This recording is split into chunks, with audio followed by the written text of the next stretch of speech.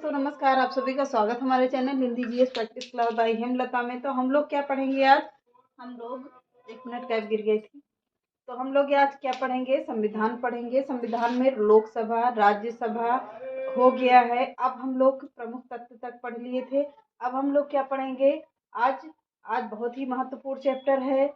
जैसे पूछा जाता है कि प्रश्न काल का समय कब से कब तक का टाइम पूछता है कि कब से कब समय के बीच में होता है, और शून्य काल का समय कब से कब तक का होता है। इसी पर आज हम लोग चर्चा करेंगे। अच्छे से विस्तार से पढ़ते हुए चलते हैं, एक एक चीज को बढ़िया से क्लियर करते हुए चलते हैं। तो क्या कह रहा है? प्रश्न काल का समय कितने से कितने बजे का? तो 11 से 12 बजे के बीच का समय क्या होता है? प्रश्न काल का समय होता है। प्रश्न काल का समय होता है। अब इसमें पॉइंट करके लिख लीजिए। प्रतिदिन दोनों सदन में पहली बैठक के बाद का समय क्या कहलाता है? प्रश्नकाल का समय कहलाता है। पॉइंट में लिखिए, प्रतिदिन दोनों सदन में पहली बैठक के बाद का समय प्रश्नकाल का समय कहलाता है। अब क्या कह रहा है अगला पॉइंट? इसमें लोक महत्व के मुद्दे पर चर्चा होती है। इसमें क्या होता है? इसमें लोक के महत्व के लिए चर्चाएं होती हैं।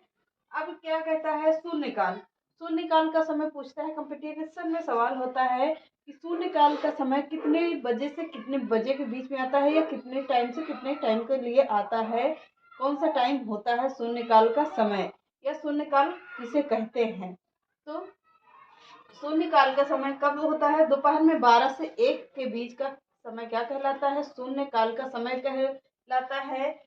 प्रश्न के तुरंत बाद, प्रश्नकाल के तुरंत बाद, यहाँ पर प्रश्नकाल के तुरंत के बाद क्या होता है? शून्यकाल का समय होता है। शून्यकाल का समय होता है। और इसमें भी क्या होता है? इसमें भी लोक महत्व की चर्चाएं की जाती हैं। इसमें भी लोक महत्व की चर्चाएं की जाती हैं। भारत की मीडिया के द्वारा यह नामकरण किया गया है। किसके द्वारा? तो यह भारत की मीडिया के द्वारा यह नामकरण किया गया है। किसका? शून्यकाल या प्रश्नकाल, या जो भी है। इसमें क्या कहता है? शून्यकाल का समय किसने चालू किया था? तो भारत की मीडिया ने इसका नामकरण किया था। प्रश्नकाल का समय क्या होता है? इसे भी भारत की मीडिया ने ही किया था। तो क्या कहते हैं? अब हेडिंग डाल लीजिए, प्राक्कलन समिति। प्राक्कलन समिति में इसका मुख्य कार्य क्या होता है? इसका मुख्य कार्य होता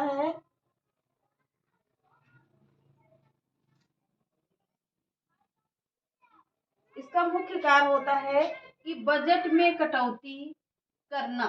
किसमें कटौती करना? तो बजट में कटौती करना किसका? प्राक्कलन समिति का कार्य होता है। बजट में कटौती करना होता है। इसका गठन लोकसभा में किया जाता है। इसमें राज्यसभा के सदस्य नहीं होते हैं। इसका गठन कहाँ पर होता है? तो इसका गठन लोकसभा में होता है। इसमें राज्यसभा के सदस्य नहीं होते हैं। अगला पॉइंट लिखिए, इसमें कितने सदस्य होते हैं? इसमें 30 सदस्य होते हैं। प्राक्कलन समिति में क्या कहते हैं? इसमें 30 सदस्य होते हैं। इसका कार्यकाल 1 वर्ष के लिए होता है। कितने वर्ष के लिए होता है? तो इसका कार्यकाल 1 वर्ष के लिए होता है। अब हेडिंग डाल लीजिए, लोक लेखा समिति। लोक लेखा समिति क्या कहता है? किसे कहते हैं?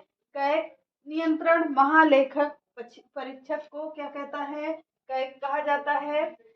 कैग नियंत्रक महालेखा परीक्षक कैग होता है। परीक्षक के प्रतिवेदनों, क्या कह रहा है? कैग नियंत्रक महालेखक के प्रतिवेदनों की जांच करना समिति का मुख्य कार्य होता है। इसका लोक लेखा समिति का मुख्य कार्य होता है। कैग या नियंत्रक महालेखा परीक्षक के प्रतिवेदनों की जांच करना समिति का मुख्य कार्य होता है। इसमें कितने सदस्य होते हैं? तो इसमें 22 सदस्य होते हैं। कितने? इसमें 22 सदस्य होते हैं।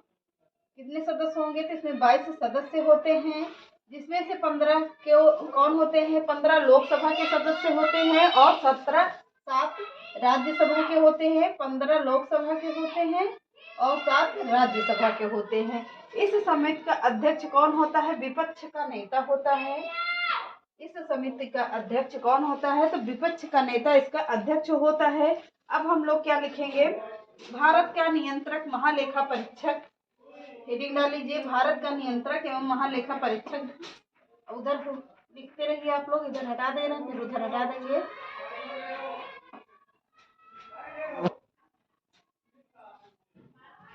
अब हेडिंग डालिए, भारत का नियंत्रक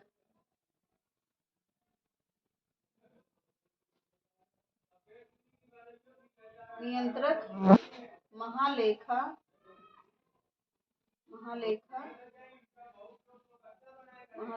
परीक्षक।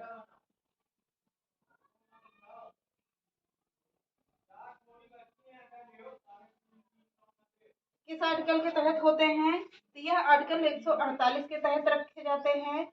आर्टिकल कितने? आर्टिकल 148 के तहत होते हैं।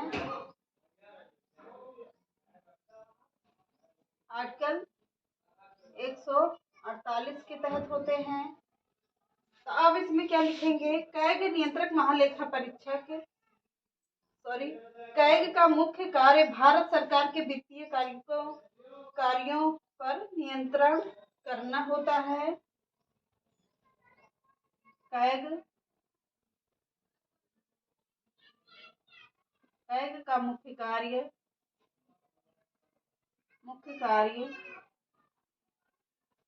क्या होता है?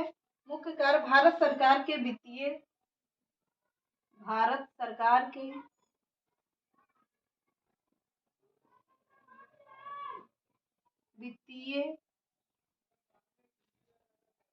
कार्यों पर नियंत्रण करना होता है।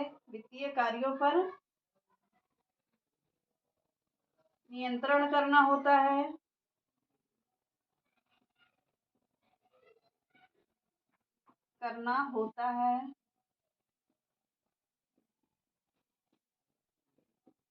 अगला पॉइंट लिखते हैं, कैग की नियुक्ति राष्ट्रपति के द्वारा की जाती है।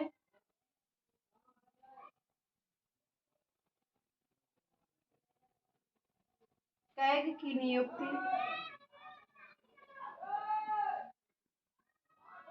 भारत के राष्ट्रपति के द्वारा की जाती है।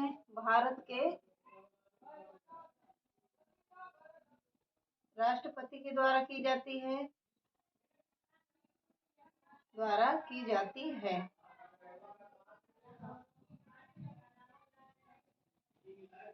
अगला पॉइंट लिखिए, कैग के पद का सृजन लॉर्ड कैनिंग के शासनकाल में किया गया था। कैग के पद का सृजन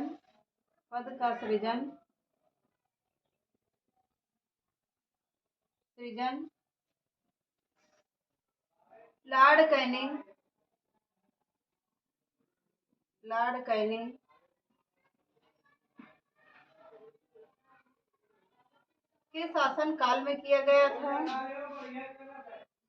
के शासन काल में किया गया था।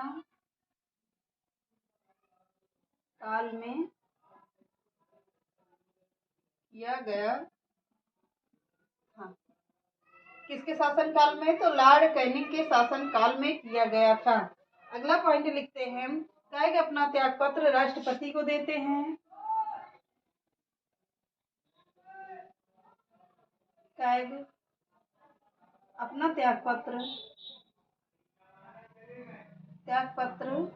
किसे देते हैं? त्यागपत्र राष्ट्रपति को देते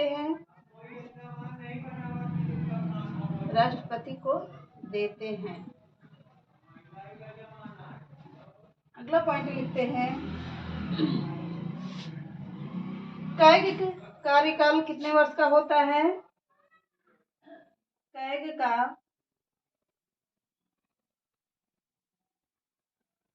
कार्यकाल 6 वर्ष के लिए होता है।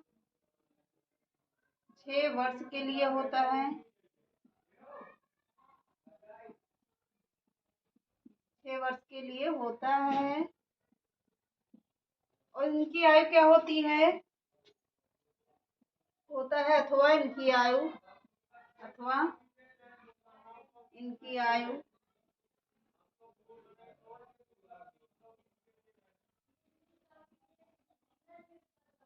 इनकी आयु 65 वर्ष होती है।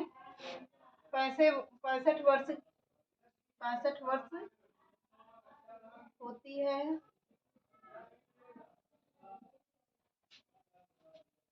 जो भी पहले हो 65 वर्ष की होती है। अगला पॉइंट लिखते हैं। अगला पॉइंट लिखिए, कायके के कर्तव्य का उल्लेख आयु 100 एक मिनट। कैग की, अब इसमें अगला पॉइंट लिखिए, कैग की या कैग के कर्तव्य का, कैग के कर्तव्य का उल्लेख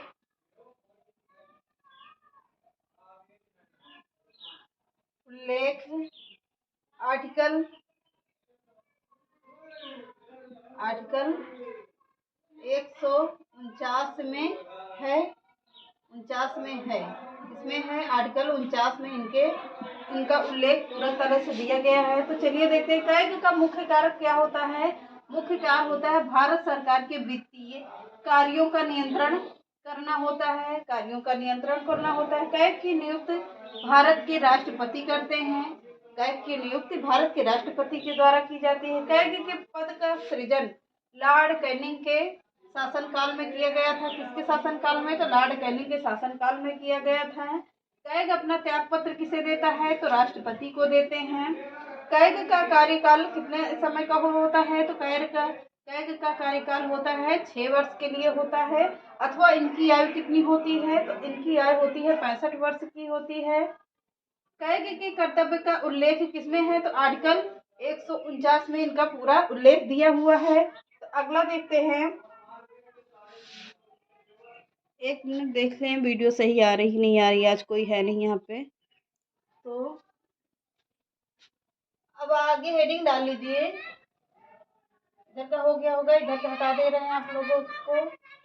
चलिए इधर का हो गया। अब कैग के पद से हटाना, अब इसमें हेडिंग डाल लीजिए,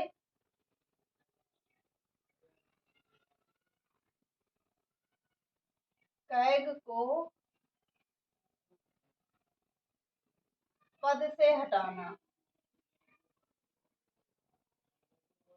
हेडिंग पड़ेगी कैग को पद से हटाना। अब इसमें देखते हैं, अगला पॉइंट करके लिखते हैं। पॉइंट करके लिखिएगा, कैग को 2 आधार पर पद से हटाया जा सकता है। कैग को 2 पद से, 2 आधार पर कैग को 2 आधार पर पद से हटाया जाता है। पद से हटाया जा सकता है।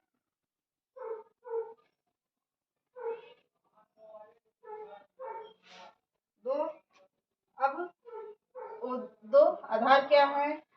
सिद्ध कदाचार, सिद्ध कदाचार। और दूसरा क्या है? दूसरा असमर्थता, मतलब वो समय पर उपस्थित नहीं होगा, तब होता है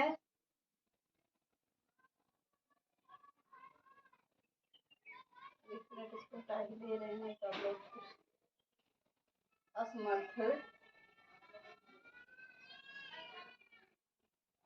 असमर्थता होता है। तब इसमें देख लीजिए, हटाने का प्रस्ताव संसद के किसी भी सदन में लाया जा सकता है।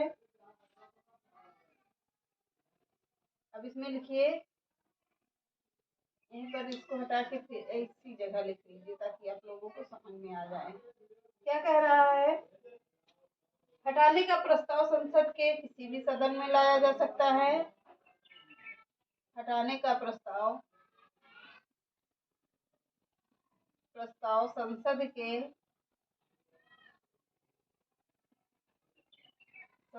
के किसी भी सदन में लाया जा सकता है। किसी भी सदन में लाया जा सकता है।